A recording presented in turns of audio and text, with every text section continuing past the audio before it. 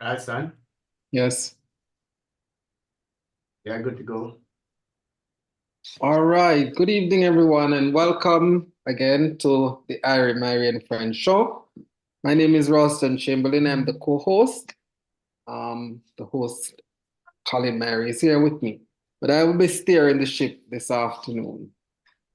Well, as you are all aware, the budget has been read, and we have heard from the Prime Minister, we have heard from the Finance Minister, and we have heard from the Leader of the Opposition. In a couple of days, we will be hearing from the relevant ministers of the cabinet and their opposition counterparts. What is it that we should expect new from them? What is it that they have done thus far? So this evening, we want to delve into looking at those ministers who have been performing at their peak or at their best, and those ministers who have not been performing at the expectations of the public. And so this evening, we're joined by Kamala Forbes Thomas. She is a social media blogger, influencer, and political commentator. We're also joined by Anthony Fisher, who is a media practitioner. I hope I got that correct. And we're expected to be joined by Mr. Michael Williams, chairman of the NDM, and Mr. Samuel Alexander, as well as Owen Speed, former principal and former president of the Jamaica Teachers Association. Good evening, lady and gentlemen. Welcome to the discussion this afternoon. Good evening. Thanks for having me. All right. I want to start with looking at the ministers who are considered to be performing at their best. And I'm going to start with you, Kamala. Share with us, if you would, those ministers that you think, in your opinion, I know you might come from a very skewed angle in asking you to do that, but those ministers who you considered performing at their best, and what is the rationale or the reason that you would say, okay, this minister is doing a good job or a fairly good job? Why, Ralston, you asked me a very hard task. I am in my head trying to think about which minister. It's very hard to see which one doing really well. Most of them are really doing abysmally. But if I think about it, I probably have to say the one that I would give a passing grade is probably the Minister of Tourism, Edmund Bartlett. You know, and that is because I'm really reaching to find somebody who's doing a fair to decent job. You know, I don't know, but through the years, I have to say that he has probably had the most stability in a ministry. You know, even with some of the things that happen, he seems to be the most competent out of the lot, which isn't really saying much, but if you have to choose somebody, I would probably look towards Edmund Bartlett, the Minister of Tourism. I can't see anybody who could really hold that candle to him right now, in my honest opinion. But in terms of why, as I say, Mr. Bartlett he's doing what a minister should do. It's not that it's overly outstanding, but he's doing his job. You understand? He's performing reasonably well under the circumstances, and the tourism numbers indeed they're basically standard. They don't seem to fall. I don't know what it is he's doing, but he seems to maintain, and I like to look at numbers when those things are concerned, and it seems to me like he has a good grasp of his ministry. All right, so yeah, I would say Edmund Bartlett off the top of my head.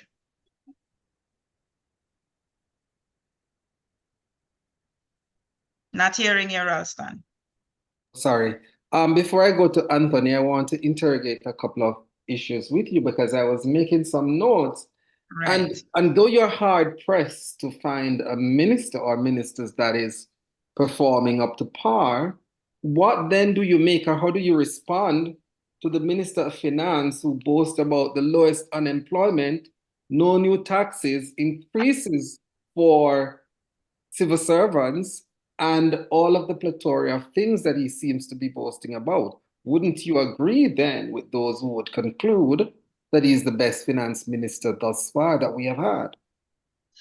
How can the best finance minister under his watch have two buildings that are empty, costing taxpayers so far for basically $400 million? You have to, if you're going to look at the good, you have to, if you're going to weigh the pros, you have to weigh the cons too.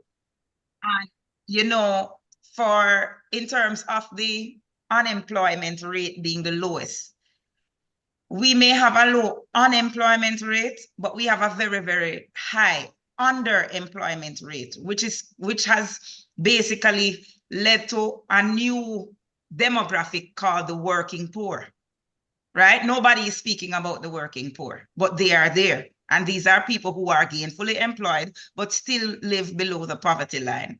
So if he's going to boast about the low unemployment rate, he needs to look at the whole new class of people now we come about, named the working poor, who never really did so exist before.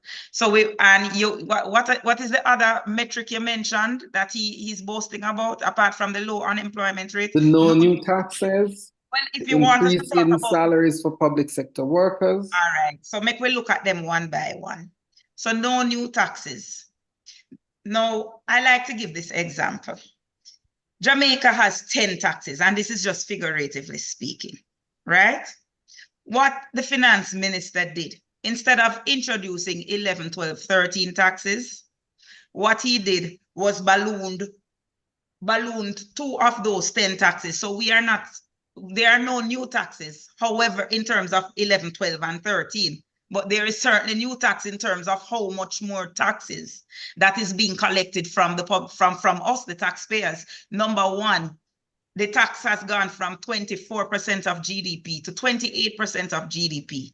So we're not even talking just about inflation and the dollar being value less, so therefore the money is going to look more. The fact is, it is a huge chunk of our GDP that is coming out to pay taxes. Why? Because basically they hit the sweet spot where they have this thing called the SCT, right? So he's moving away from direct taxation to indirect taxation, where basically it's the consumption that is taxed. However, when you have this SCT on fuel, basically, people don't understand this SCT on fuel, you know? The fact that when there is a fuel tax, we pay taxes over and over and over again, right? People ask me to explain this all the time. If I buy a good, like let us say I buy a bread, people wonder why the price of bread gone so high. It is simply because the people who make your bread, what them name, Giant Hard Bread, what them name, you know them. Mm-hmm.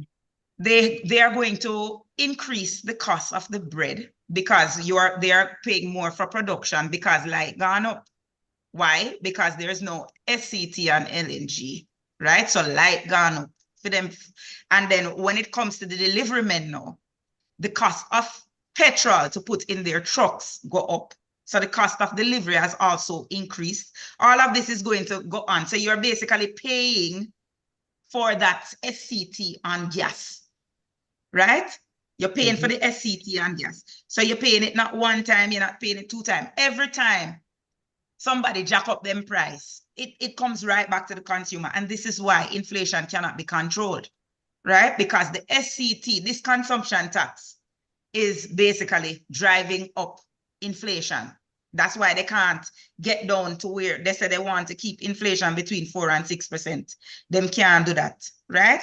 Now, the next point you made was the salary, and this is a sore point. Now, the salary, I don't even know how to say. If civil servants were happy, civil servants would not be protesting every minute. Last week, you have civil servants threatening to protest. The week before, another set threatening to protest. The week before that, another set they threatened to protest. So it's like ongoing. And as a civil servant who had explained it to me, it's a 3-card trick. Because if I was below the threshold for the income tax threshold, when my allowances weren't rolled into my salary. And now that my allowances are rolled into my salary, I am now above the threshold. So now I am paying income tax on the little bit of money where you give me for the increase. So my net salary is actually less than what I was taking home before. So how are you going to tell me now that, oh, I have an increase on paper, but it doesn't relate to a lot of people? For instance, in my life, I have never heard of doctors, medical consultants being restive. For the first time in my life in Jamaica, I've heard of consultants. These are the doctors that are at the top of their level in the public sector being restive. And they're concerned they're taking home less money. Because when you roll in all of these allowances, you see your gross going be more in a Ralston.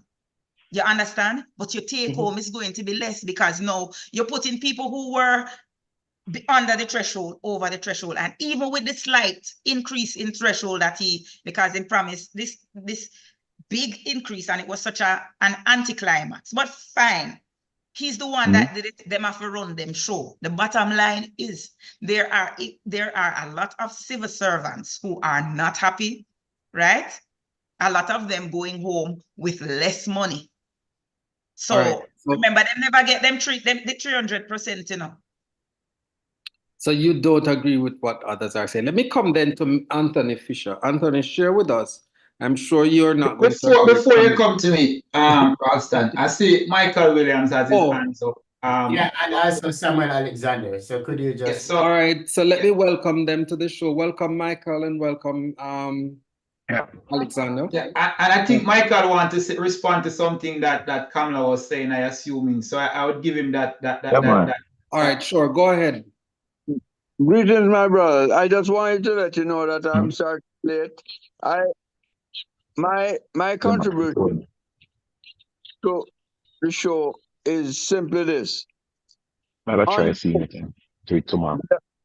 The government has been talking about a low unemployment rate. And I believe that unemployment rate is low. Because you can, when you finish, I can call. One second. Before you leave, come. Hello? Can you hear just a second? Hello, are you hearing me? Yeah, we're hearing you, Mr. Williams, but I just wanted to mute Samuel because he was coming into your... My bad. I'm muting myself. Sorry, he was coming into your answer. Go ahead now, Mr. Williams. Yeah, I wanted to respond to one aspect of the debate where they talk about low unemployment. There's a reason for the low unemployment because there are a number, I would say thousands of persons who have opted out of employment because they are unemployable. If you look at the statistics from the Ministry of Education, last year, only 28% of those persons leaving high school could go to university. Only 28%.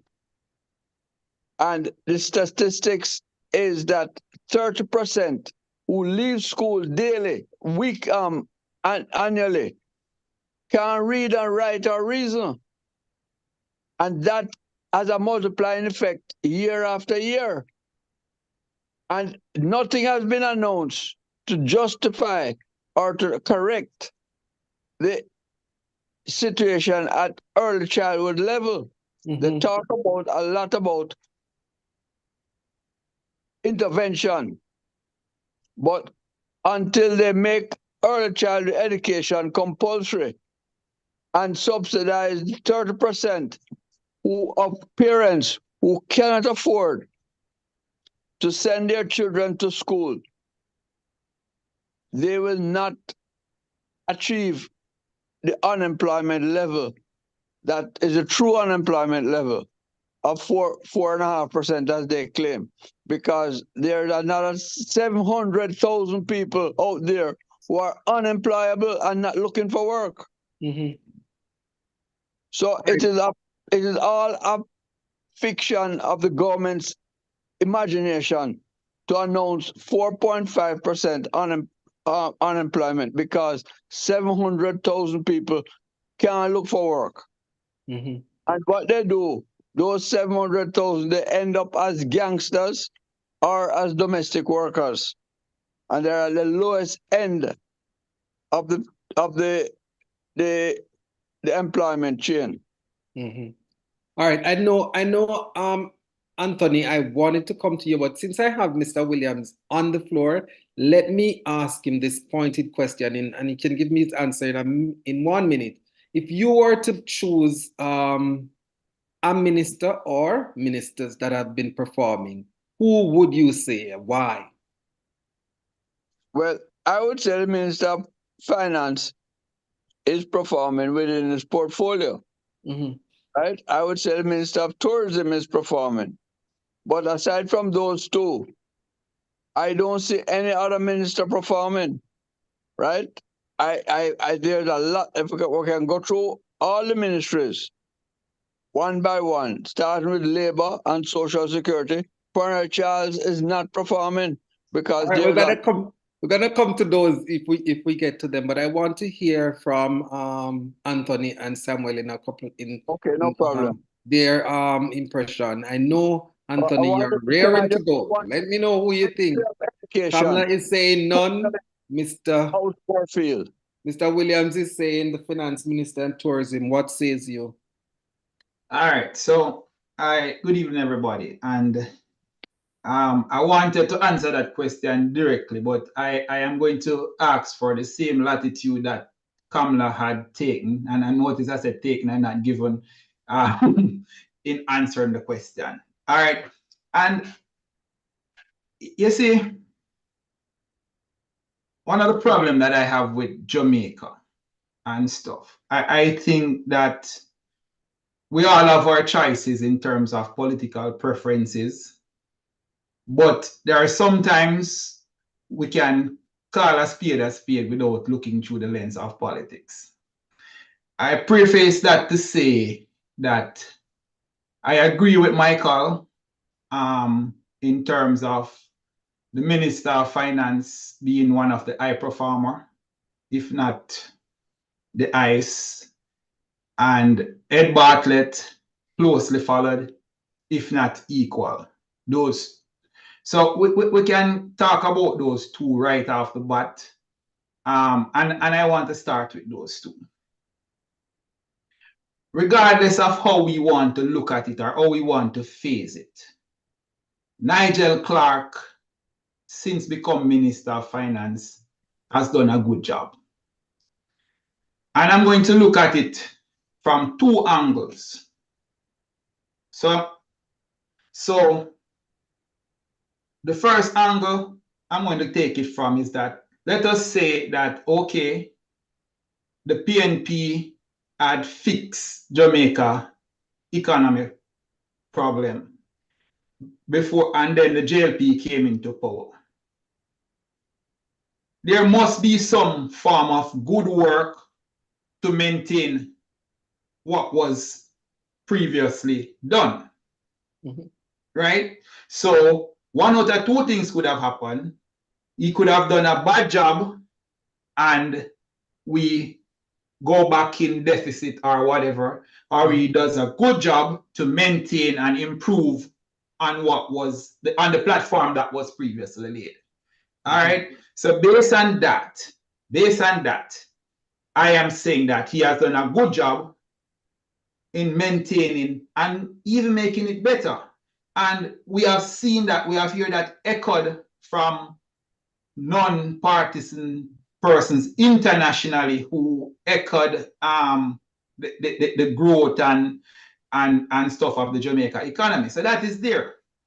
In terms of no new taxes, that cannot be challenged. It's a reality that since Nigel Clark became Minister of Finance, the JLP has not implemented any new taxes and stuff. And you know, I remember, Ralston, when I used to work at the GIS, I remember every year this time after the Minister of Finance present and stuff, And let me talk about Dr. Phillips specifically. I remember they coming to studios and bringing their technocrats and coming in. And I remember what used to happen pre-show before you go on here in terms of what is going to be said to justify why we have to charge these taxes and whatever and all of those stuff. I remember those days. That is not happening now. The reality and the truth is there was no new tax. All right. If we're going to use the recent Auditor General report, read the two building that tax administration have that has not been used. We have to also put the fear and put it into context. Jamaica has a poor procurement system. When you have a procurement system that said, hey, you have to lease the property first before you can do anything. If I lease you my property, I must get paid for it. And it's there. The TJ came out, they said why and stuff, why all the hoops, the procurement hoops that they have to jump through before included that number one. Before you can do anything else, you must have lease the property first before you can do anything. So if you are going to lease my property, can I lease you my property and don't collect any money from it for my property? No. So we have to put the thing into context. Because I was going to answer you. No, you will get your turn. I did not interrupt. Secondly, in terms of Ed Bartlett and simple, Mr. Tourism, he knows his portfolio. He knows it. And every time he sits in that chair, he gets things done. I think he's very respected across the industry, both local and international. And because of that, he gets things done. So yes.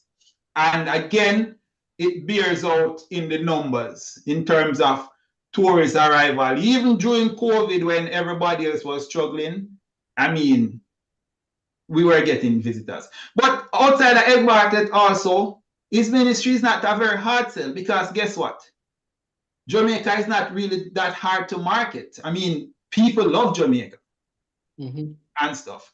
I mean, Colin can say one of the proud things for us is speaking our dialect, because the first question come out of everybody's mouth, where you come from? Man, I'm planning to go, I'm going next, or I'd love to go. Those are the words that you hear regularly. So that is always going to contribute to the numbers. You understand what I'm saying?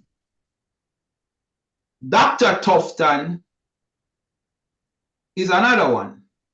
I could say. And I hear a lot of persons using Cornwall Regional as the yardstick to judge him, to judge Dr. Tufton. But nobody is talking about the new clinics that has been open or are being refurbished and stuff. And I know people who work in health. I mean, my wife used to be in health, so we have a close connection where health is concerned. So he would be another one. As in performing good. All right, we can talk about others afterwards, but that would be my opening. Oh, I wanted to comment on the public sector salaries. And again, used to be in a part of the public service. My ears is still on the ground. And yes, I don't care how much you pay a raise by, you're going to still have some people who say, boy, we want more. You understand what I'm saying? However, I think that a majority of the public service servants were satisfied with their reclassification. You have a small amount who there is still some technicality going on and whatever and all of them stuff there. Is the ministry responding in a timely manner to get it sorted out. That can be debated and stuff. But overall, I think most public servants were satisfied with their raise. So that's where I start. All right, let me bring in Mr. Alexander. Samuel, you have heard some of the discussion so far. If you were to name a minister or ministers that have been performing, who would you say?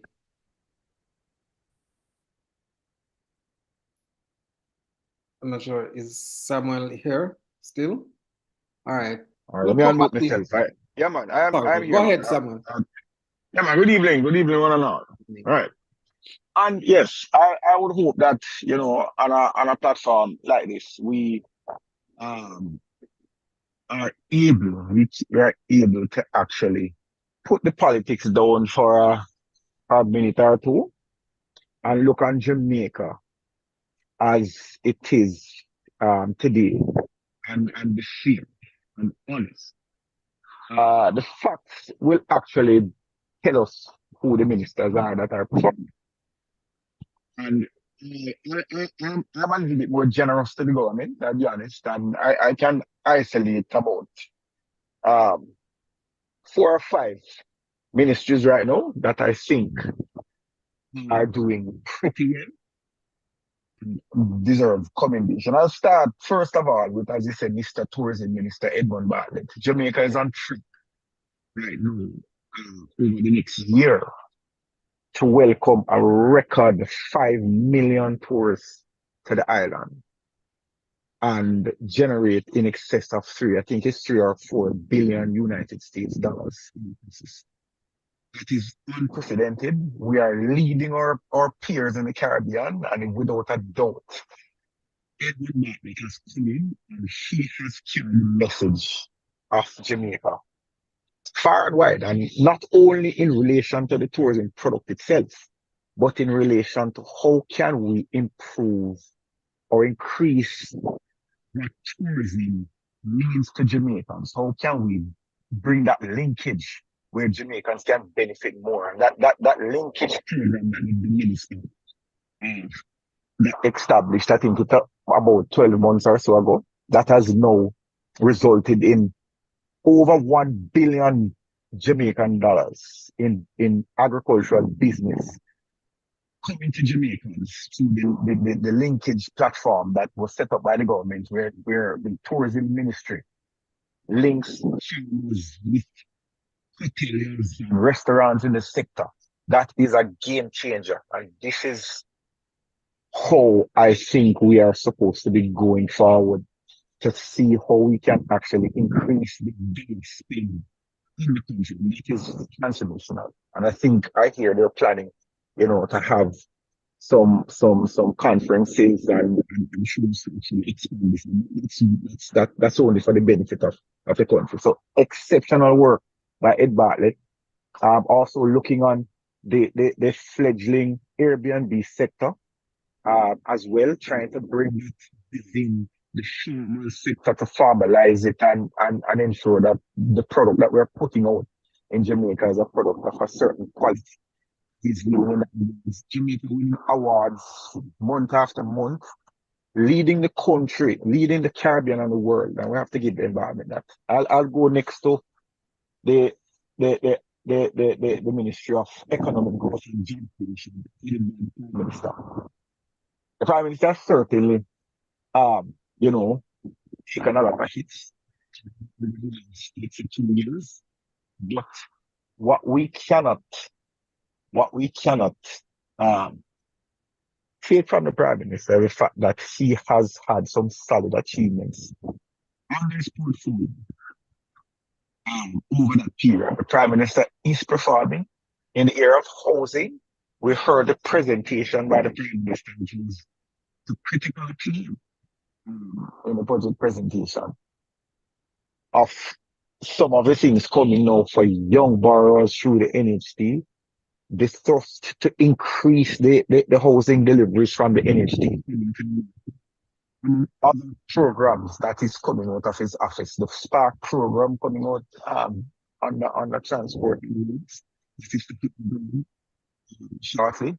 I, without a question of a doubt, that ministry has been responsible for driving the low unemployment levels that we have. No matter how we try to take it, when you have to be searching for workers now, it's not a matter of if we're having the employment rate has decreased. Can we've been using the same numbers for ions for years, right? So we can't try to change it in the middle of the game. This is what we've been using. And we know that there are a number of persons that are not a part of the labor market, but the numbers are going down. We have historical low unemployment, and that has a lot to do with the work of the Ministry of Economic Growth and Job Creation. Okay, we can go as well to the Finance Ministry. It's exceptional work. First class finance minister. I get the feeling that a lot of Jamaicans are confident in a Nigel Clark. He comes with an air of difference, you know. You can say that the man is well schooled, he knows what he's doing, and he has a commitment to the people of Jamaica all along the spectrum of the different tasks of people in Jamaica. So Nigel has been doing an excellent job. First, we had things like the surplus at the central bank a couple of years ago, and now we're going into several years of economic growth. And we're hitting our numbers, and the country is making progress on the Nigerian plan. So I give Nigel a big thumbs up. Tufton as well, solid minister. Never ever before in the history of this country, since independence, have we ever seen a total of somewhere in the region of $30 to $35 billion being invested in health at the same time. When you have Cornwall Regional, that has been pretty much been when you also have the UA Hospital, that building that 60 they broke ground just the other day. Spanish Town Hospital, a brand new transformation of that hospital, and several clinics and health centers being built. And at the same time, where we're digitizing our records at the same time. And then you have the children not too long ago, we were going to be having a majority of the diagnostic imaging services coming back into the public service on that new program of leasing these equipment and picking up that facility in Mandeville. Brand new diagnostic suite where you have CT scans, mammography. The modalities are going to be coming back, so persons don't have to go spend $20,000 and $30,000 to do all that. So I give Tufton a big notable mentions, just to move along quickly. Ministry of Water, Mattis Moody, young minister, doing very well. Unprecedented investments in water in Jamaica. You have people like Darren Vaz just taking over the transport ministry. And we see where Darren is putting his stamp on that ministry, improving JUTC, doing what he can do with the limited amount of buses as well. So I think all those ministers doing an excellent job. I'll leave it there for now. All right. I'm going to interrogate some of the stuff that has been said because I want to ask, and I'll put this to Mr. Michael Williams, because you spoke about the whole issue of the unemployable young people, for instance, coming out of the universities, not being able to read and write, and so on. Is it then that we need to be looking at how then the Ministry of Education is operating? Mr. Samuel Alexander spoke about the fact that it's the same way that we measure unemployment that has been used over the years. So how are we now? How can you then justify to say that the unemployment figures is really not real? Well, can I come in here? Yes, this one is for you, Michael. Okay. Well, what the same method, what they do is look at persons who want to be employed. And I'm saying that a lot of the persons who leave high school, is high school, not university, high school, who can't read and write over the years, they are not looking because they know that they can't get any job because they can't read and write. Some of them save up some money and buy a license and become a driver. And we are experiencing that type of driving on the road today, right? Some of them, a large majority of them, go into the garrisons. Mm-hmm. And the garrisons are a major employment of the unemployed and the unemployables. Domestic service is another area that some of the girls go into, or go dancing, or worse, selling their bodies. But the figures can't lie.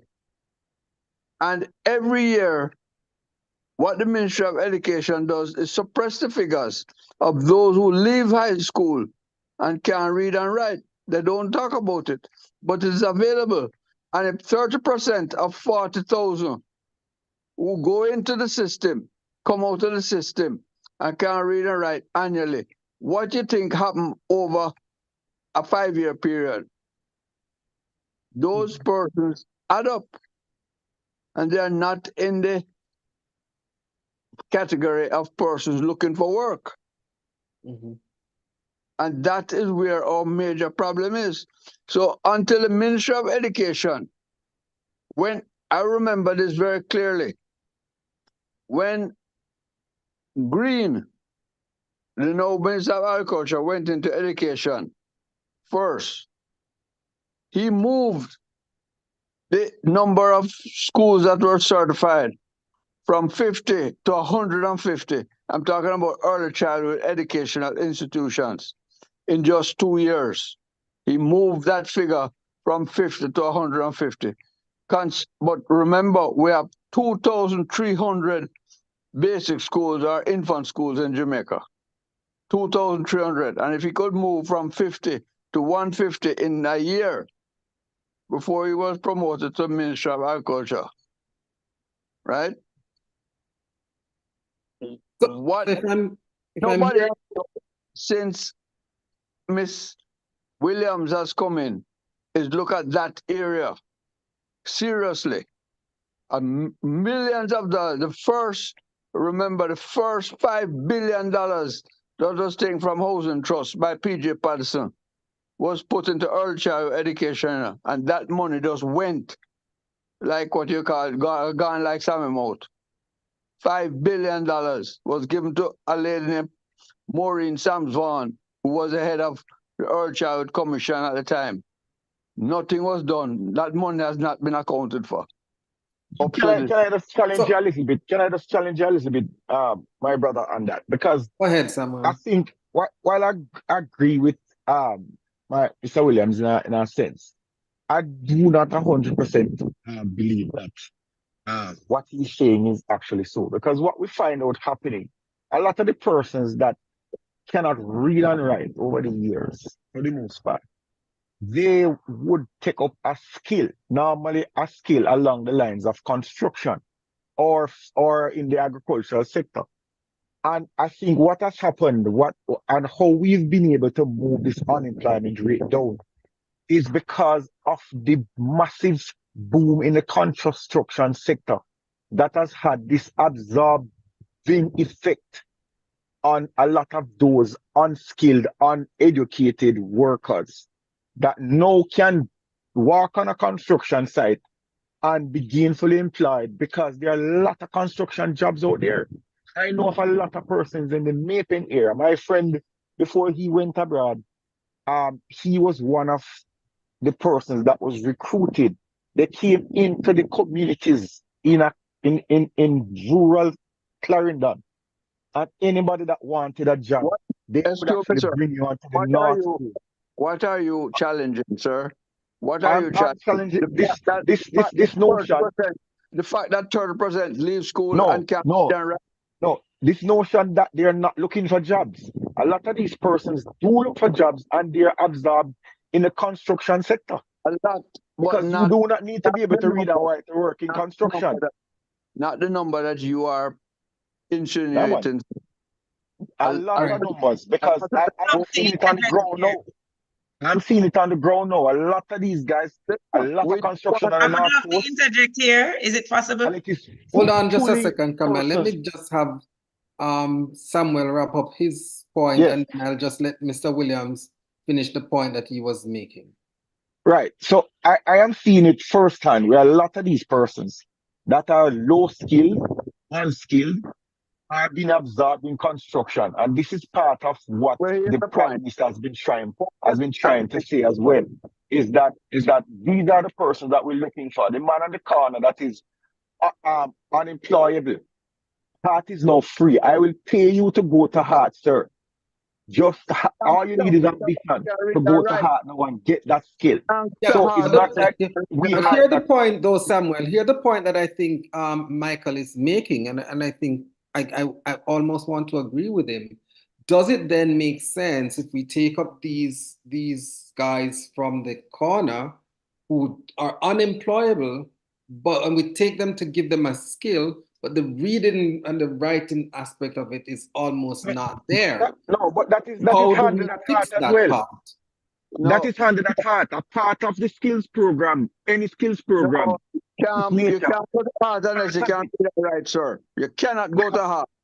But You I'm cannot telling go you to that a part of it, no, I no know. part of it, son. Let me No just, part of it. One second, let me please. just, 1 second, let me please. just. Let him Let just me, finish, Michael, and then I'll let you finish Right. your point. but I let me know that. I know of let me just persons finish that my I point. know of Let me persons. just finish my point. I'm involved. Go Let ahead. me, the reason I don't know how old you are, right? But I've been around for a very, very long time. And I can tell you the reason why Jamal failed is that while we were teaching people at the high end, and I was part of Jamal when Michael Manley introduced Jamal, the reason why it failed is that the pipe putting out the people who can't read and write was flowing heavily while we were trying to teach people at 15 and 16 and 17 to read and write. So, And Mr. Williams, I know personally of the programs that are that's offered at Heart right you, now. I know personally, and a part of the first when you go in under these new programs that they're offering at Heart, when you go in now, you're going to do an assessment, and you part of can't, the process you is cannot to listen. assess to see. Wait now, Mr. Williams. Part No, of the sir. process You now, cannot go into heart unless you can read and write. They and have I'm not telling you, changed the the new standard. programs. They have not changed the standard of heart, sir. They have not changed the standard of heart. And I'm telling What you, they have done, there are several. they have All no, right. sir, not in heart. Heart has No, not no, taken no, over the heart. All no, right. no, no. 1 second. 1 second. We're gonna come. You- 1 second, Mr. Samuels, and 1 second, Mr. Williams. I'm gonna shift gear a little bit because there seems to not be an agreement on whether or not. But I think what all of us, myself, you, Mr. Williams, and Mr. Alexander, can agree on is the fact that there has to be a greater emphasis in education on the early childhood education and ensuring that those who are leaving the early childhood education are fit going into the primary, going into high school, and then going into the university. Sir, it cannot be a shift. Wanted to, They have to decide to make early child education compulsory. That is Absolutely. I agree with you. that I agree with you. I am fighting on. The biggest issue is making early child education compulsory. Just like, compulsory education begin at 5.5. We need to shift it from 5.5 to 2.5 to 3. All right. Right? All right. Until we achieve that, we will not achieve what we want to achieve in the development of the minds of our people. All I'm going to bring Kamala back into this discussion because she wanted to speak on a couple of points, and then I'm going to bring back Anthony. Right. So I just wanted to offer a few words on the low unemployment rate. No, it's not just the issue of unemployment, right? Or not unemployment, of the inability to read and write, illiteracy. That's not the issue only, all right? I think what people, you remember that last poll that Don Anderson did before the election, and he asked the people what are their main issues going into the election, to the point where many of the pundits were complaining that the elections were about general election issues and not so much about local government issues. You had people like in the media, the influencers, complaining that Jamaicans were talking about issues that should be in the general.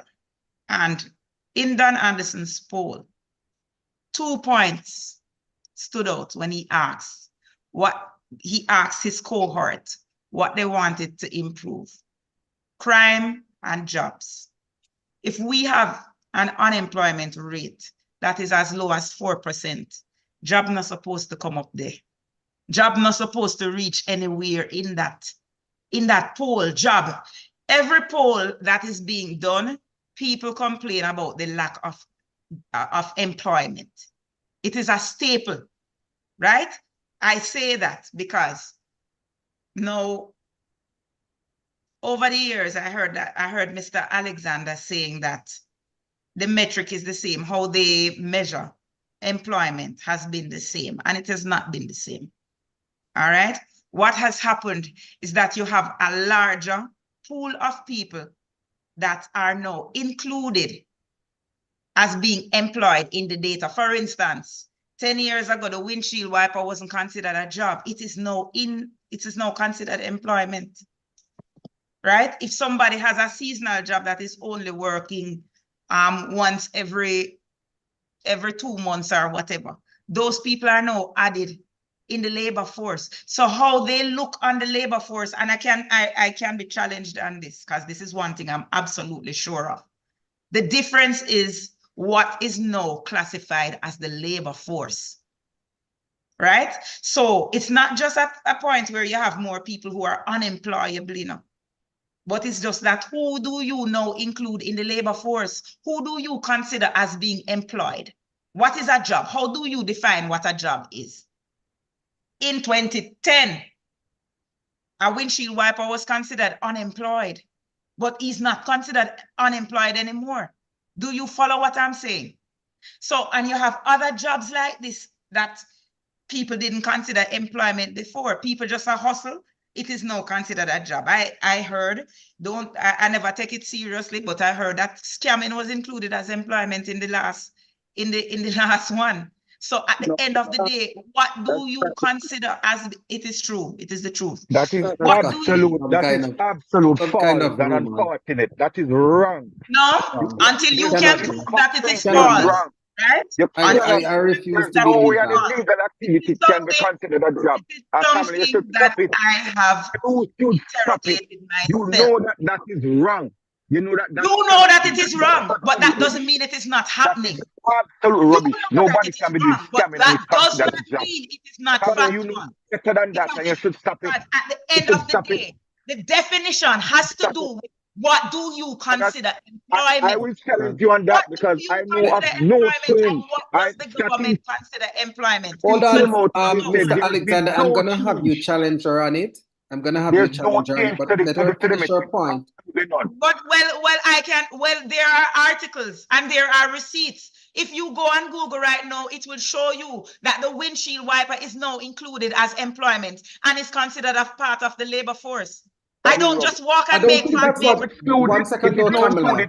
1 second. And it was not inside. 1 second though, Kamala. I don't think I don't think Mr. Alexander is challenging you on the. No, he said it doesn't. It hasn't Hold changed. on, just a He said second. it hasn't I don't changed. think he's challenging you on the issue of the windshield wiper. I think I am the point challenging he's challenging that- you on is the issue of scamming being included as I am employed. also challenging her on the windshield wiper because the thing is not about the classification of the work.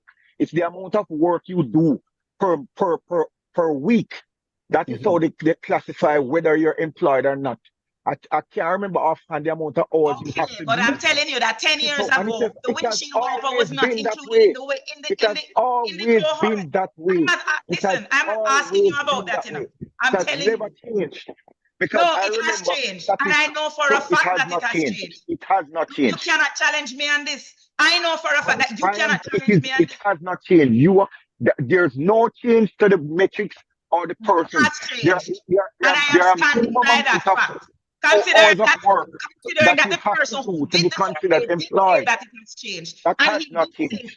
he did, there is proof in the media that it has This changed. is Because listen, Statin itself had said that. this is And an yet you effort. are This is Statin. an And effort. you know different.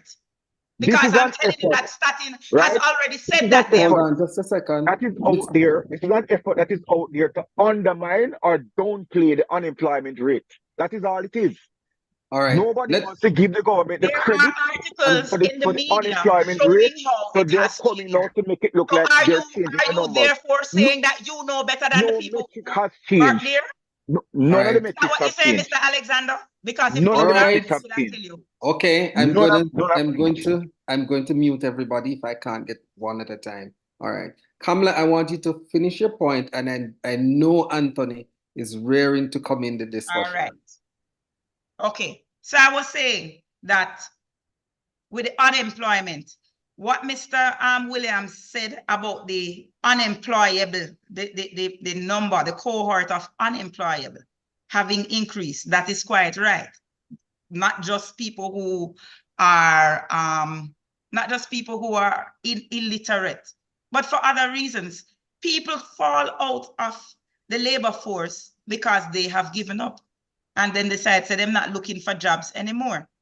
And this is a known fact. Again, this was in the media. This was it when they have there are articles there, Ralston, where they have looked at the labor force. And I'm sorry, if I didn't know this is where the discussion was going, I would have come with my receipts because I remember interrogating this on my live already.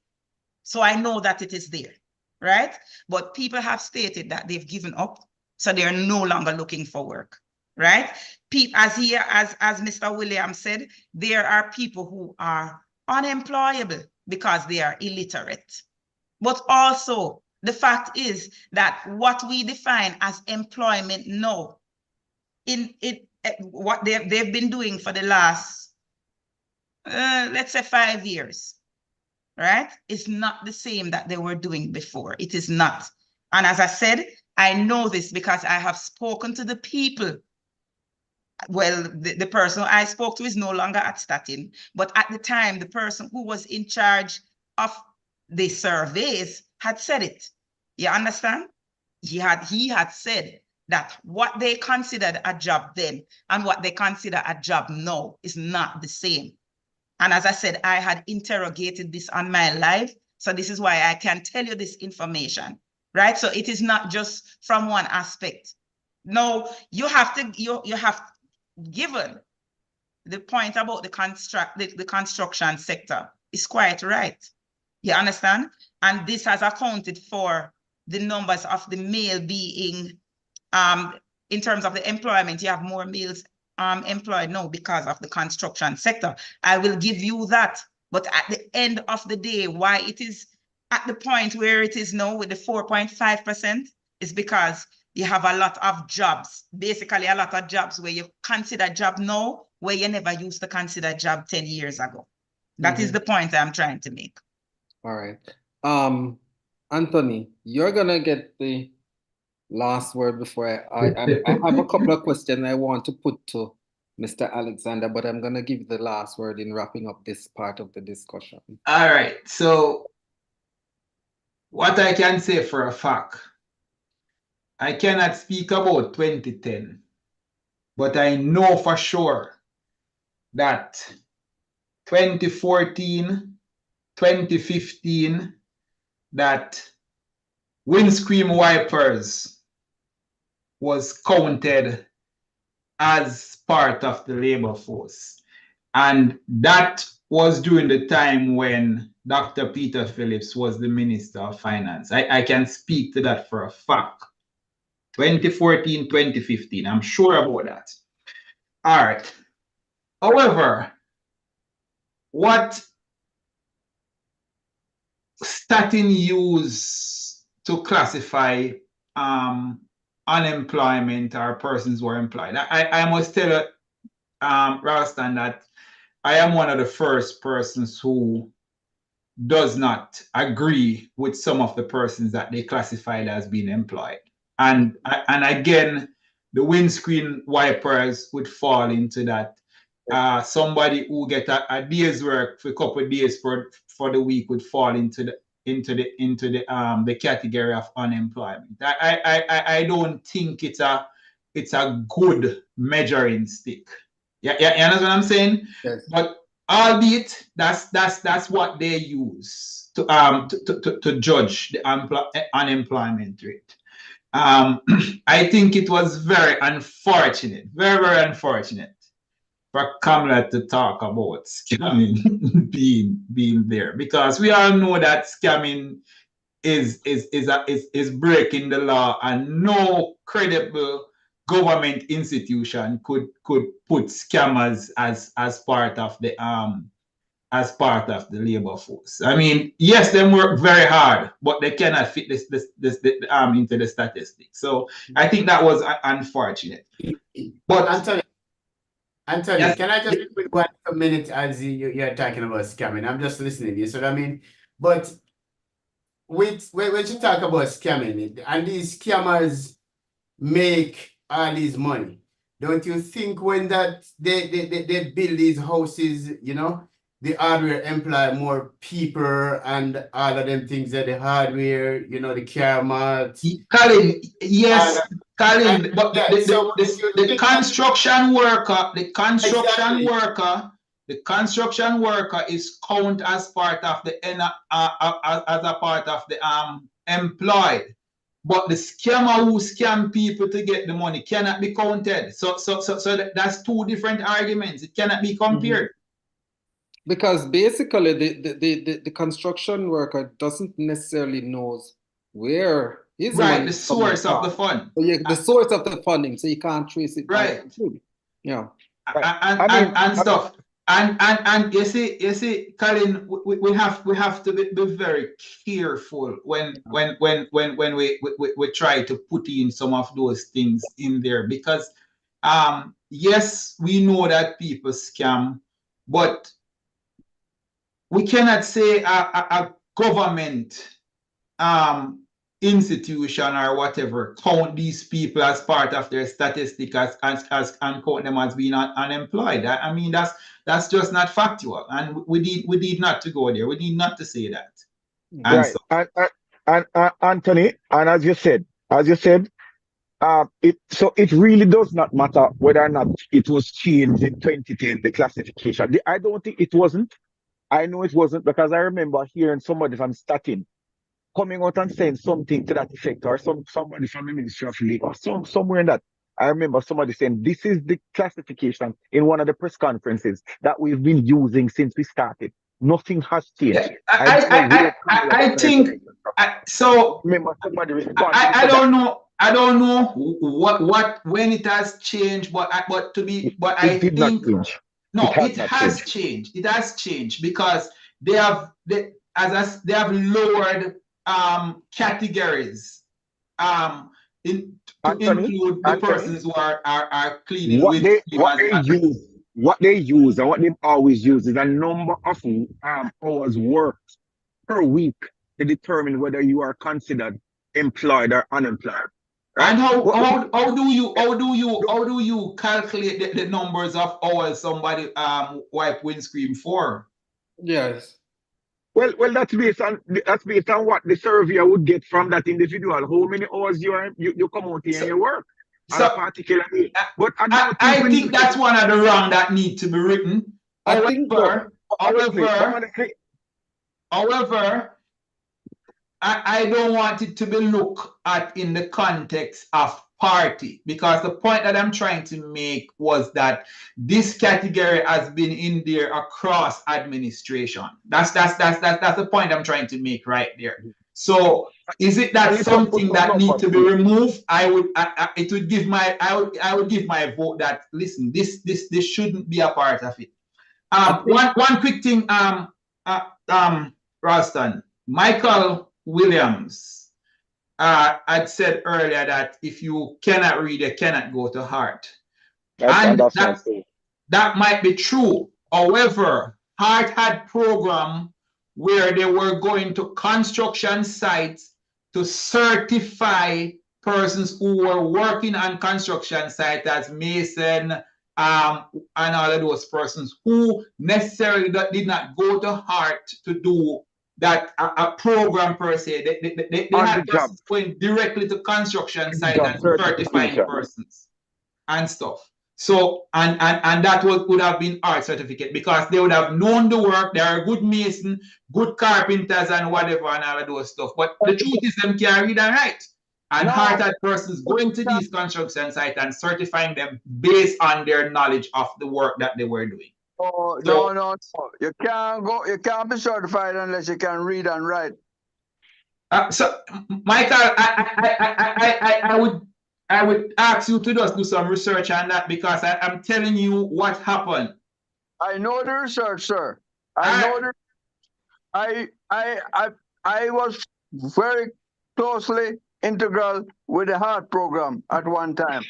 And Michael, I am talking like over the last 3 years. I'm talking, where this is concerned, where art of persons going on construction site certifying construction workers. No, sir. They are certifying persons in theory and practical. They can't certify the construction worker who cannot read and write in the theory. You have to have but that's what I was saying. I didn't say nothing about theory. I was saying that they were certifying them based on their knowledge of the job, which was the practical work that they were doing. No, sir. You cannot get the certification unless you get both theory and practical. All right, we're going to shift gear a little bit. I wanted to shift to the ministers who we would be considered not performing up to standard, or those that you wouldn't give a check mark. But before I go there, I wanted to ask Mr. Alexander one question, because I hear him talk about Dr. Tufton being one of the best performing minister, and he mentioned the whole issue of billions being spent in health, and I just wanted him to respond to this. How do you then respond to the regular man in the street who goes to the hospital? And there was an article last week, Sunday, about someone being asked to bring their own bed. How do you respond to that person? How do you then say to me, who have been told you have to bring your own bed, or I go to the hospital and I've been sitting in the hallway for hours, can't get a bed, that this minister is looking out for my best interest? But there's a means. All right. So first of all, I think we have to understand the context and the overall situation with health, as in the case of many other things in this country at the moment. After several years of disinvestment in particularly road infrastructure and our healthcare infrastructure, our national security infrastructure as well, you do have a capacity issue in a lot of our sectors, our government services in the country. So, for example, I mean, when have we last built a new hospital in Jamaica from pretty much scratch? It's been decades since Jamaica has actually done that. So with population growth and aging infrastructure, you have issues with capacity. So it matters with beds in the hospitals. Is that capacity issue? that we're not going to be able to deal with over one administration. This is something that Jamaica has been facing for the last several years. But the facts are that for the first time, the government is now addressing the matter of capacity. We're addressing the matter of capacity in the Montego Bay, in the St. James area, with the construction of the adolescents hospital. It is also being addressed with Cornwall Regional with the complete overall that will bring 400 beds back into that space. It is being addressed with the new construction that I mentioned, that Spanish Town, which Spanish Town has been a woeful situation for years. Now they're going to be having somewhere, I think it's another 250 to 300 bed facility at Spanish Town.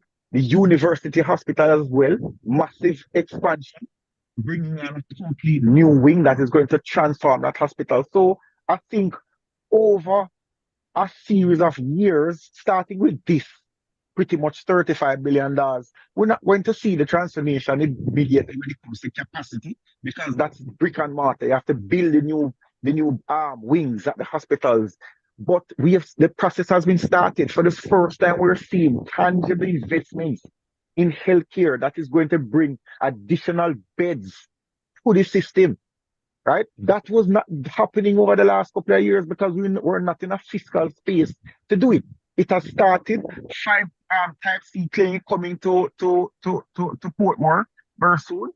Expansion of South Hospital, expansion again of St. Anne's Bay on the way. So we, over the next, based on the information I saw there, over the next 5 years, we should see an expansion in the bed spaces in the hospitals, in at least a couple thousand bed spaces in the hospitals coming on stream, which should address some of the capacity issues in the healthcare sector. Mhm. So anyway we take it, I still think that, right, Jamaica is really at a point now where, based on the fact that we've now been able to bring our debt servicing from almost 80%, 80 cents out of every dollar, down to about 30% out of every dollar, you now can see a larger share of the tax dollar going into public services, and that is going to be experienced over the next, I'd say, 5 to 10 years, where Jamaicans will start to feel the benefit of that. And I think that is playing out, and that will play out over the next couple of years. These things are long-standing issues, that we were pretty much stuck. You know what I mean? And stuck across administrations, to be honest. But we are now pretty much on the move. All right. I don't like using the term worst performing ministers, because I think ministers are performing, but we're not really seeing the effect of their performance. I want to hear Kamala. So I know I'm going to start with Mr. Williams up at top.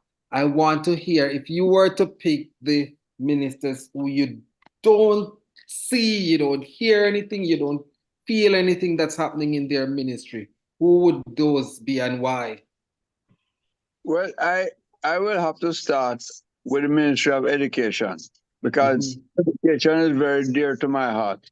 And early childhood education, I believe, is the only way to move Jamaica forward, right? You cannot have a successful society unless you have educated people.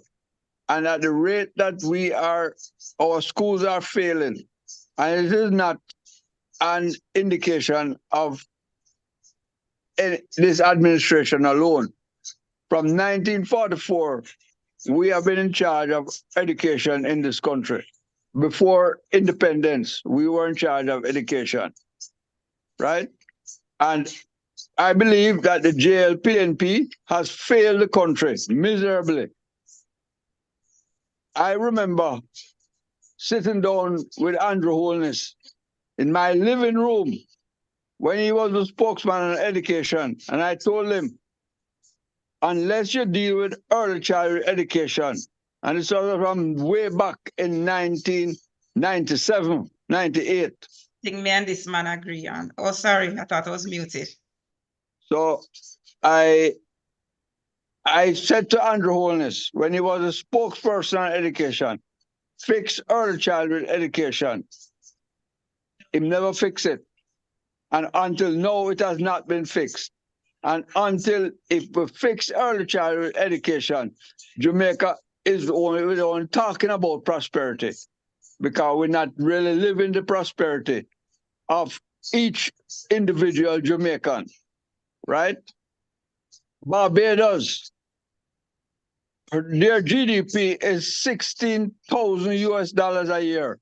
Ours is like China, under 6,000 US dollars a year. Barbados has a 98% literacy rate. Jamaica have a 70% literacy rate.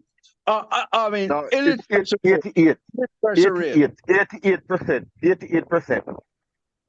No, 88% illiteracy. No, man, it's not. It's gone down. 88% literacy rate. That is the last number. No, Yes, no. yes, Mr. Williams. It's just a couple of weeks ago. It was mentioned at the teachers' conference. Jamaica's bogus. literacy rate is Yes. 88%. The literacy rate is 88%. Bogus That was match. what was announced. It's bogus match. Let me tell you, No. we cannot Hold have on, just a second. literacy rate. If 30% can read and write when them leave school, that is a fact. And the other 50% can reason. We need to teach three things at early childhood education level: reading, writing, reasoning, and respect. Reading, reasoning, and respect. That is what every child leaving basic school must learn: reading, reasoning, and respect. Right? Until we start to do that, we're not going nowhere. Right, I don't even want to go into the rest of them. I hear Mr. Williams saying he's giving the Minister of Education a failing grade because there's not an emphasis on I don't think economic thing is making the grade. I don't think that the one that Auburn Hill is in charge of is making the grade either. Right? They might be doing that 40%. Right, but they're not making the grade. They're not making the pass mark. Right? I want to tell you the truth. I don't think that Tufton is making the pass mark either. I don't believe that. It might be performing to the best of his ability, but it don't reach a pass mark. Right? Okay. I don't think Vaz is, with all the work that I'm doing, I don't think him reach pass mark at 50% yet. Mm-hmm. Right? All of them, with the exception of the two that I mentioned, I set a very high standard. Right? Mm-hmm. You have to reach a pass mark of 50%, 5 out of 10.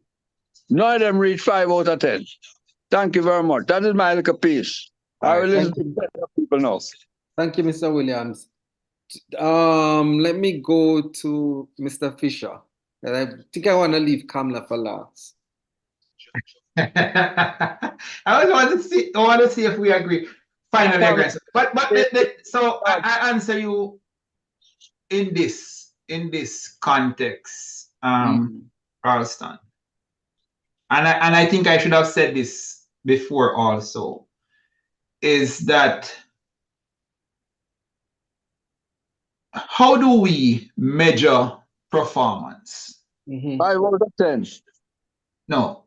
Yeah, but 5 out of 10. But what are we measuring that 5 out of 10 from? Yes. And stuff. Because we can say, oh, we are seeing this minister, we are hearing this minister and whatever, because their PR might be effective. And another minister might not have a PR, but he's getting stuff done and stuff. So, name them that you think getting stuff done now?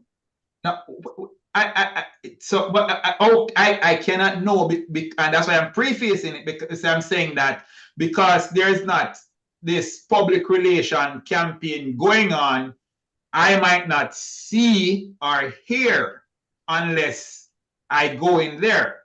And that is why I believe that you should make the public be aware of what you're doing, so we can use that to effectively judge or criticize whether or not you're doing the work. This was one thing that that the Prime Minister faced some backlash from when he talked about job description. All right. I have a job description at my employment where I employed, and every quarter we have an evaluation. And my evaluation, Michael, is marked out of 1 to 5. But guess what? I know where I am being judged on, because I'm expected to perform here, there, and whatever. We does not have that for members, government ministers and stuff, to say, okay, these are what we're going to be judging them on. So with that said, my worst performing minister that I would say I don't hear much about, or what is happening and stuff, would be like the Ministry of Labor and Social Security. So that's where I'm at, where that one is concerned. All right, let me come to Samuel Alexander. Yeah, yes. First of all, I just want to check to just clarify something here. I am trying to find the statistics that Mr. Williams is depending on in relation to the 30% that is coming out of high school that is illiterate. The number that I know that is 30% was 30% of students leaving high school without any um, um, level of certification, passing a subject. I do not know of the literacy rate in high schools being 30%. That's not my understanding. It's the number of students coming out with neither a SSC or whatever, or CXC, or that is what I know. But I think the illiteracy rate coming out of high schools is far below 30%. So I don't know. I'm trying to find those numbers that Mr. Williams is depending on, and I don't agree. I totally agree that we are underperforming in our schools, and that is where I think we definitely need an intervention. And I agree. I'll be the first to say she has a very difficult ministry. I can only remember probably probably 3 education ministers that I would have said you probably would have said probably distinguish themselves over the years. And that would be you know, Miss the what's her name? Maxine Henry Wilson, Virgil Whiteman. Yes, and of course Andrew Holness. That you felt that something was happening when they were in charge of the education ministry. I kind of think that favor, I think it's her style of leadership as well. That it's a very difficult ministry. You really have to be really on the ball. I wouldn't say that she is not performing, but I'd say that boy, of the ministers, she would probably not rank at the top of the bunch. Use 5 out of 10, man. Honestly, given the complexities and given the ravages of COVID and the education system and all that, I still think that she's at least, I'd still give her a 4.5 out of 5. And well, just that she's a very difficult ministry. I think her ministry, along with the National Security Ministry, are the 2 most difficult ministries at this time. It is very, very difficult because there are not many. You can come out and talk about no new taxes, and you have more control over what goes on in those ministries than you have in education, because education is a long game. All right. And it's not one of them sexy ministries where you can just impact and start to see things happening and these things. So it's very difficult to impact or to have impact in those ministries. I'd mention Dr. Chang. I know a lot of persons are at Dr. Chang's neck. National security is a graveyard ministry, historically. But I honestly do not think that I give Dr. Chang, given some of the structural changes that are taking place, for the first time, for example, the police force is almost at a level now. We're actually increasing the numbers to the complement that is supposed to be somewhere in the region of what, 14,000 it is now? It or should be somewhere. That's the first 25%. time. Huh? It should be 25,000. No, I don't think. I think it's supposed to be 16,000. No, sir. The number is 16,000. And they're saying they're going to reach almost the full. The 12,000. full. No, I think what I heard them say the other day is that I think the number is supposed to be 16. And based on the cohort they have in training now, they're going to be very close to the numbers that they're targeting in another year or two, notwithstanding attrition that sometimes affects the numbers. And given the investment and the changes going on in the police force, the fact is it is woeful still, the murder rate and stuff like that. But we seem like, boy, we're not keeping on that upward trajectory towards that.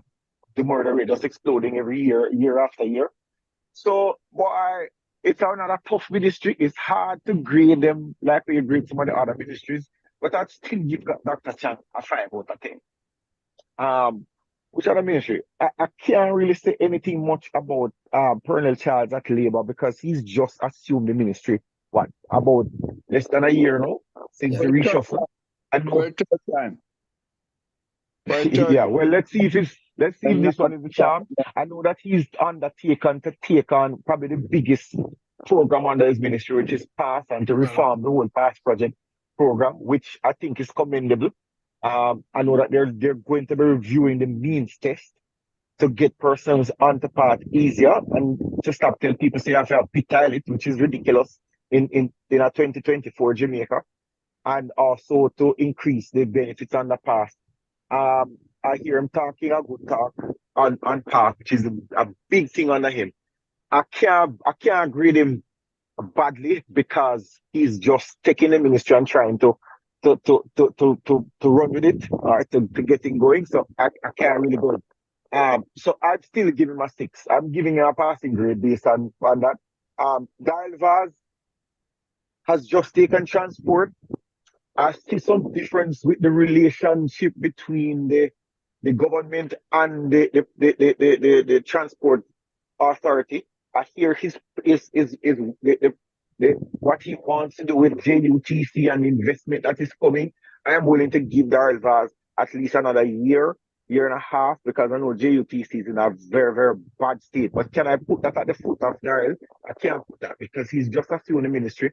And we know that the issues with JUTC run for very long. So I would want to give him a little bit more time. So I have to at least give Darrell just for coming in. And, the man went and rode on a bus and tried to, at least identify with regular Jamaicans and things. I'm going to give Darrell at least a 6 out of 10.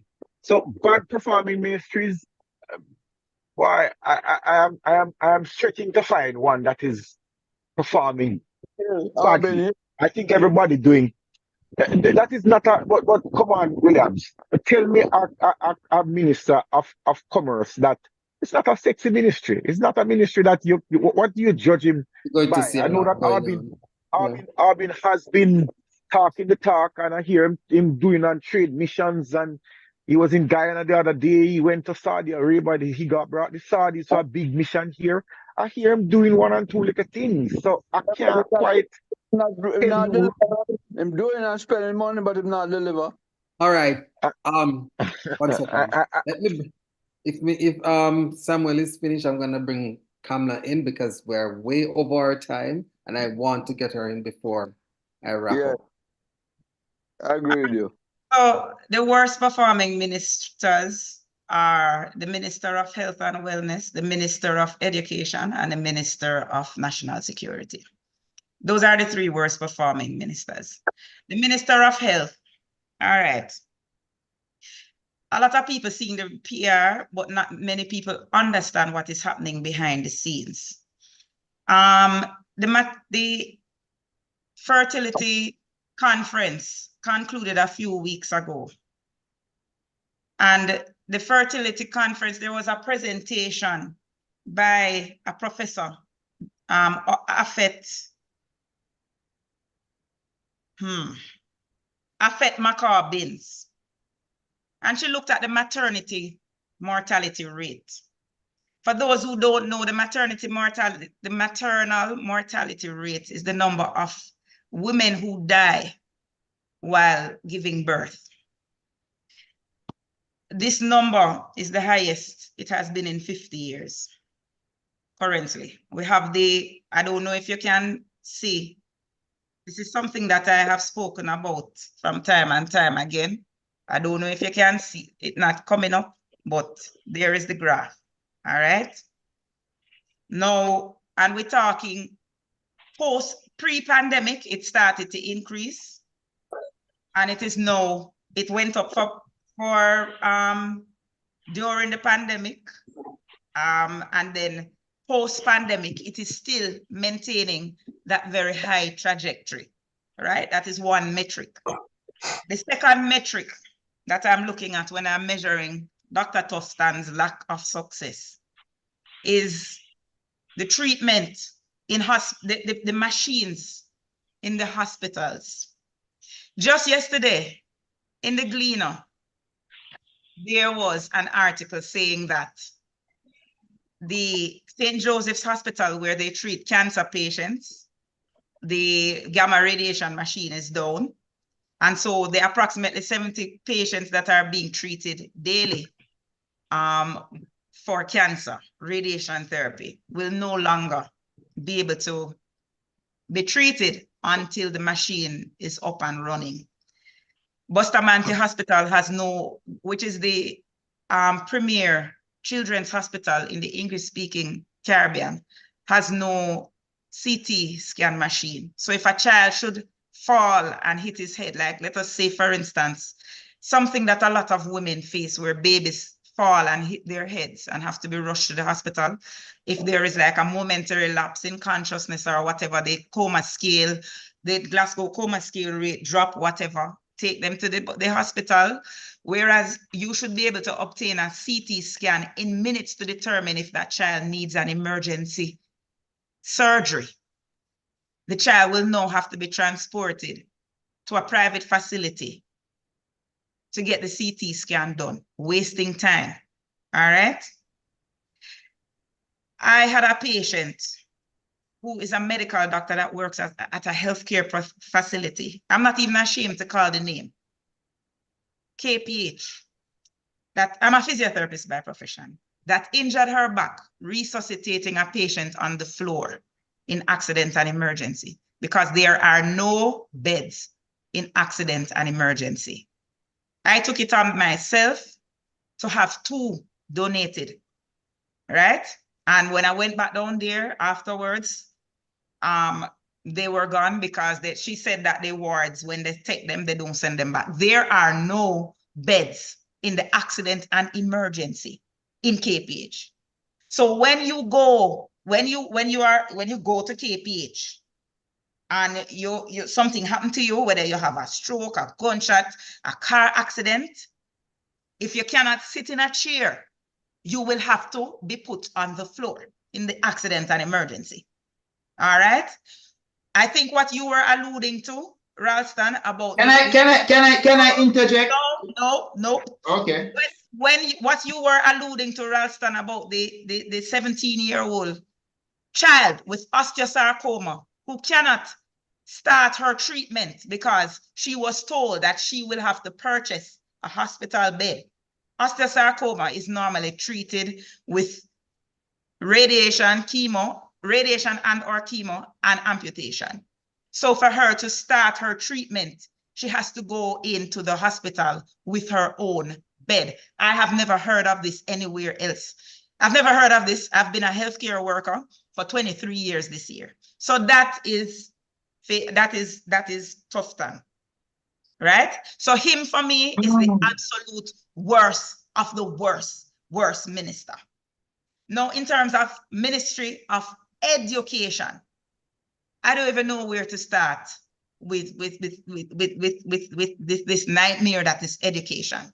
First and foremost, I agree wholeheartedly with Mr. Williams about early childhood education. People keep wondering, how do you fix the crime rate? I spoke about this on another program last night. it is so not complicated. Why? I don't understand that these people are so bright, but them bright on paper, but them lack basic reasoning. They don't see the correlation between all of these ministries. I remember there was talk about collaboration between education, healthcare, and national security. It is so clear that if you cut off the feeding tree for the criminals, because you have the people at the top of the food chain with crime, and these people rely on the fact that, as Mr. Williams said, people are illiterate, uneducated, and they need to earn. So if they are not employable, they will turn to crime, right? So the bottom line is, how do you move people or prevent them? So you move the feeding tree from the criminal them. You educate people. The generation that is there now in secondary school, I consider them lost. So where do you start? You have to start at early childhood and primary education. It's like they simply just refuse to connect the dots. Favor Williams, as the Minister of Education, has been a dismal failure in her management of everything related to health, to the Ministry of Education. Right? It's not just one area. It's so you talk about the teachers, right? You talk about, let us move on. I'm very passionate about, let us move on to Dr. Chang now and national security. I have one thing to show you, just one thing. I hope it don't, the green screen don't block it. It's blocking it. But this is the world's highest homicide rate, which was released by the UNDP probably a month ago. Jamaica is #1. We are now the most murderous country in the world. I don't think I need to say anything else in terms of giving Dr. Chang a pass or a failure. Dr. Chang has one assignment. He has one assignment, right? And we now have the highest. I know we've been third. I know we've been second. I can't remember us ever being first. You know, somebody sent me a video from a very popular YouTuber, and this is where I found it, and I saw it first, and I did my own digging and my own researching. Now imagine we have a prime minister and a minister of national security who are now committing to send troops to Haiti, our neighbors who are in turmoil. Do you know that Haiti is not on this list? With all that is happening there, Haiti is actually now at this is the top 10. Haiti is now at number 14. You know, where they're even while they are in the midst of war. Do you know how many Haitians are killed per 100,000 while they are in war? That number, my dear, is only 28. You know where Jamaica is? We are at 53.3. Right? So now Trinidad and Tobago, who is at third on this list, has said that, listen, we will help Haiti in other ways, but we are facing a crisis here. So we definitely cannot send any troops because right now we are in crisis. Trinidad is number 3. The top 3, Jamaica, St. Vincent, Trinidad and Tobago, St. Lucia number 4. But we who at number 1 with our homicide rate being double. Now remember, you know, Haiti is a very big landmass, and they have 11 million people, right? Now I cannot understand for the life of me, how do we support people in a way that we have a challenge with? I hear it was Mr. Alexander and Mr. Williams saying that there is a higher number of police now being trained or whatever. But look at the turnover rate. Look at the turnover rate in the forces.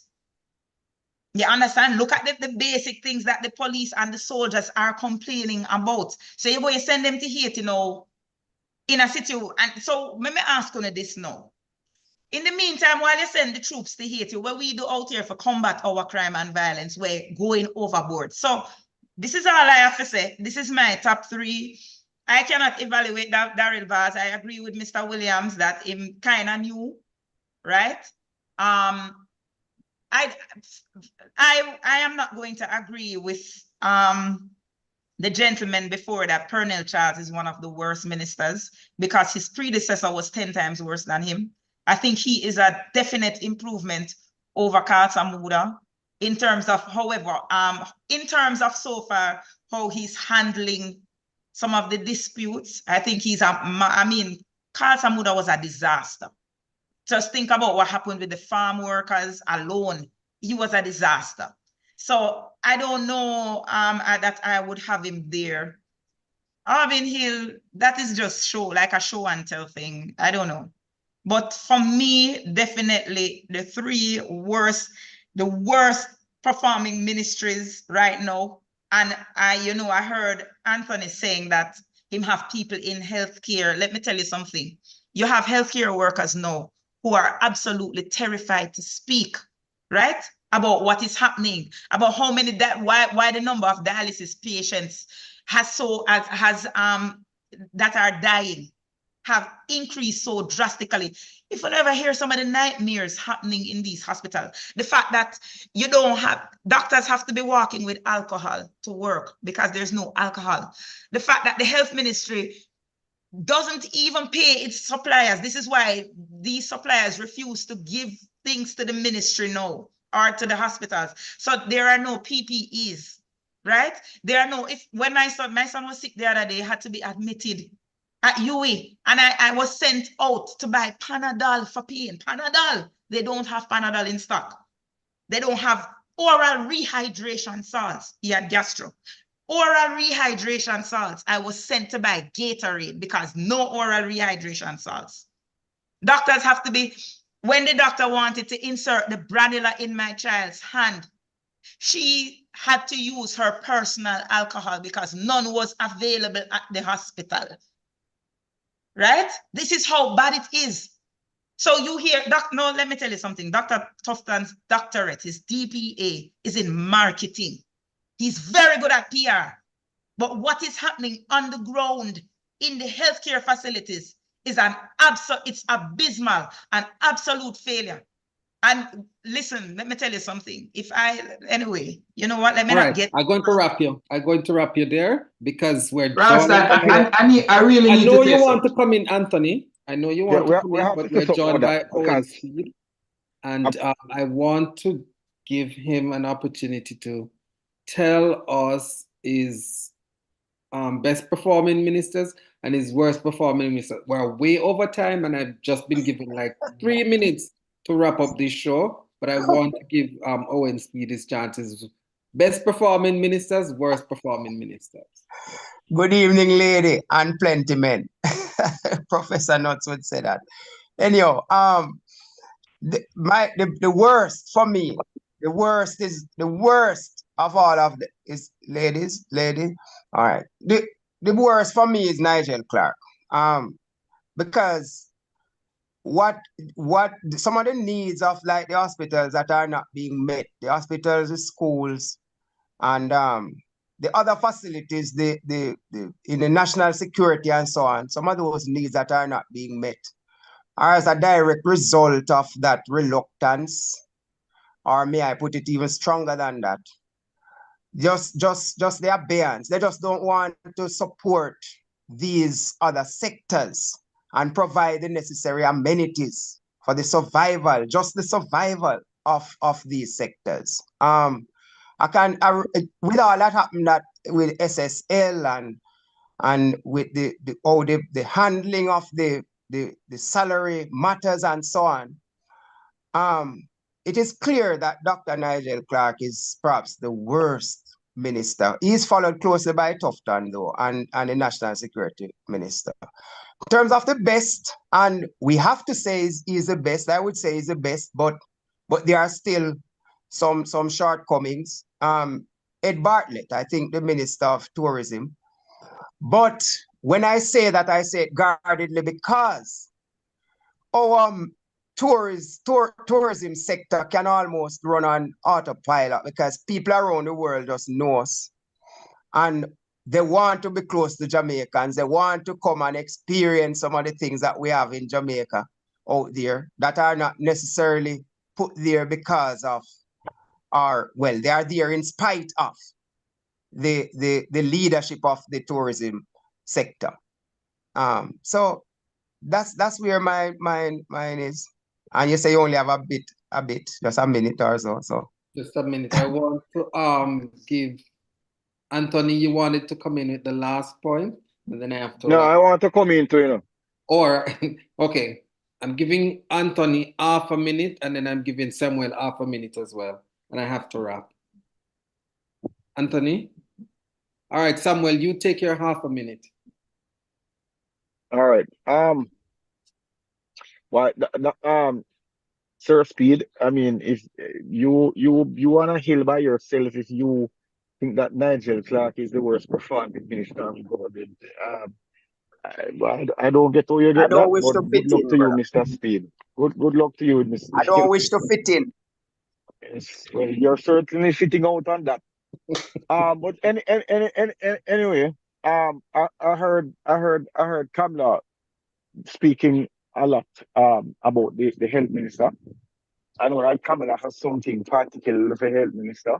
But anyway, what I'd say is that on that tough time, I think that we're going to see a transformation of our healthcare sector in Jamaica. I definitely think that Christopher Tufton, we're going to see the expansion of healthcare in Jamaica for the first time. And this notion, I know that we have some issues with equipment and all that. The diagnostic imaging leasing arrangement that is currently that is going to be coming on stream in all hospitals over the next year and a half, where practically every single hospital is going to have a diagnostic suite offering pretty much every single modality, especially in the type A, B, and C facilities. That is going to be transformational, and all this problem about who don't have this scan and that is going to be solved in very, very short order. We're going to see. I can tell you that in a year and a half, Jamaicans will see a vast improvement in the delivery of health services in this country. We And heard that as it many relates times. no. It is actually ongoing right now. The buildings are the block and mortar, which is what we need. Is actually ongoing, and the equipment, the spaces are being built out as we speak for the diagnostic suites for most of the locations. One is being started right now in Mandeville. So we're going to see a great alleviation of the issues where that is concerned. And this thing about PPE and issues in with resources at hospital is not first. Dr. Daw spoke about having to use plastic bags at South Hospital. This is not new. People sitting and sleeping on chairs and things is not new. We have a capacity issue in a lot of these hospitals, and it's going to take time. So coming and making it look that this is a problem created by Tufton is completely wrong, right? We have to fix the long-standing capacity issues in the sector, and that is something that is happening as we speak. As it relates to the murder rate, we're acting as if Jamaica has not had the highest murder rate in the world, or up there. First ever. It's not new. Alexander, you're gone way over your half a minute. You're gone way. I'm going to finish right now. So let us half a minute, and I want to. Yes. So let us not let it. Okay, go ahead. I want to give Anthony his half a minute, and I'm going to wrap because I'm getting that wrap-up signal. I take my half a minute to correct something.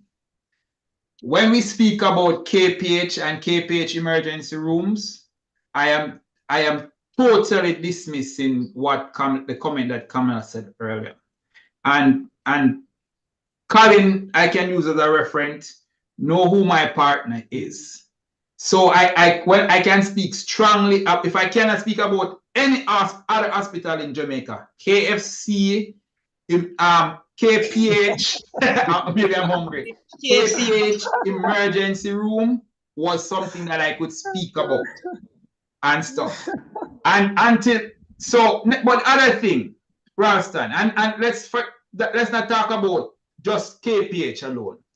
An emergency room is for somebody who comes in with an emergency. they get their treatment, and move to a ward where they are taken care of there. That's what an emergency room is. An emergency room is not supposed to be a space where somebody come and you put them on a bed and keep them into the emergency room. No, there's an emergency while they go there. You fix them and you send them off to the ward or whatever for continuous care if that is needed. So if it's a gunshot, you stop the bleeding and whatever and stuff, and you admit him and send him to the ward. That's what an We're doing emergency. it on the floor, though. I think though, Anthony, what Kamala is trying to say, and she can correct me, I'm closing, is that because of the unavailability of beds, there is not that transition from the emergency room to the wards. So therefore, you're going to have that backlog per se in the emergency room. Yeah, but Ralston, again, Can I just say one thing? if you go to the emergency room with a headache, that is going to take up the bed space for the person who comes with the real emergency. No, and that's what the problem is. People need to use the clinics and stop with the emergency room. Half a minute finish. You can't debate the person. You half a minute finish. Half a minute finish. Yeah. And Mr. Steve, we're never there for debate about Niger because I know that would be yours. You come third. You would come third and a 2 winner that race. We're going to have to do a part 2 of this program because I think there's a lot of issues that needs to be flushed out and a lot of issues that need to be discussed. And the points are passionate and the points are valid. And so we want to thank you for having me. One thing, not even take a half a minute. In tourism, although Ed Bartlett is getting the #1 rating, there's something to do with beaches. Overall, access to beaches by Jamaicans that is brewing right now, and it's something that we have to address. Agree. Fully agree. And the raftsmen are being isn't that good? Everybody agree on this point. And the raftsmen are treated badly too. The raftsmen are treated poorly right across the Well, agreed. But we must a notable mention is that 9 beaches are going to be upgraded by the government over the next year. Let us remember that public beaches. No, hold on. Just a second. I don't think there should be any restriction on Jamaican any beach. Hold on. We all agreed on the access to the beach, and I think that is a good point. And we agree with that. This afternoon, I want to thank you, ladies and gentlemen, for joining us here on the Irie Myrie and Friends shows. We know you have a choice in where you listen and what you listen to. And until you hear us again, it's goodbye for now. On behalf of my co-host, Colin Myrie, thank you for joining the discussion. And we'll have a part 2 because I really like this discussion and I enjoy it. Okay, thank you very much. Yeah, man. Big up yourself, Kamala. Take care. Bye-bye. Big up yourself, Kamala. Yeah, man. Big up. I must say, I love Mr. Speed, you have to come in early. I like the engagement. Because I know, I know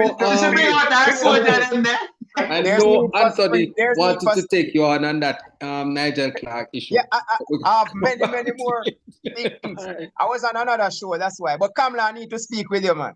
Man, all right, take care, everybody. All right, yeah.